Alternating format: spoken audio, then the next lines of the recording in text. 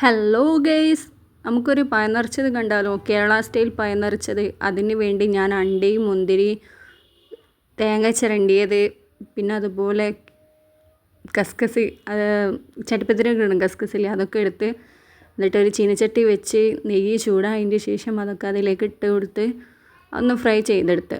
Fry ചെയ്ത് അത് കോരിയിട്ടില്ല. എന്നിട്ട് അതിലേക്ക് തന്നെ ഞാൻ തേങ്ങ ഇട്ട് കൊടുത്ത് തേങ്ങ നല്ലോണം വറുത്തെടുത്ത് ഏകദേശം ഒരു മയം വരുന്ന വരെ ഞാനത് വറുത്ത്.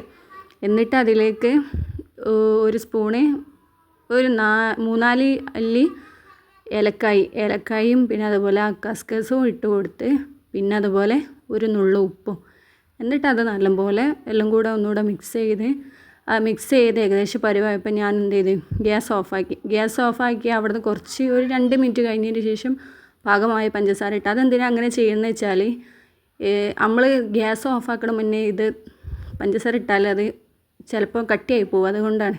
പിന്നെ അതുപോലെ ഒരു 4 പഴം എടുത്ത് അതിൻ്റെ തൊലിയൊക്കെ കളഞ്ഞതിന് ശേഷം അതിന് നടു ഇങ്ങനെ ചെറുതായിട്ടൊന്ന് മുറിച്ച്, എന്നിട്ട് പഴം നിറക്കാൻ പറ്റിയ വിധത്തിലാക്കി. എന്നിട്ട് ഇങ്ങനെ ഓരോ പഴം എടുത്ത് ഇങ്ങനെ നിറച്ച്, അപ്പം പഴം നിറച്ചത് റെഡിയായി കഴിഞ്ഞ് അത് പഴത്തിൻ്റെ മേലെ ഇടാനുള്ള മൂടാനുള്ള ഒരു സംഭവം ഉണ്ടല്ലോ, പൊടി, അത് നമുക്ക് സെറ്റാക്കാം. ബാറ്റർ, അതിന് വേണ്ടി മൈദപ്പൊടി എടുത്ത് ഒരു നുള്ള അരിപ്പൊടിയും ഉപ്പ് കൊടുത്ത് എന്നിട്ട് പാകത്തിന് വെള്ളം ഒഴിച്ച് എന്നിട്ട് അത് മിക്സാക്കിയതിന് ശേഷം അത് മാറ്റി വെച്ചിട്ട്, പിന്നെ ഞാനൊരു ഫ്രൈ പാൻ വെച്ചിട്ട് അതിലേക്ക് പാകത്തിന് ഓയിൽ ഒഴിച്ച് എന്നിട്ട് ഇതുപോലെ ആ പഴം നിറച്ച് വെച്ചതിൻ്റെ മേലേക്ക് തേച്ച് കൊടുക്കുക.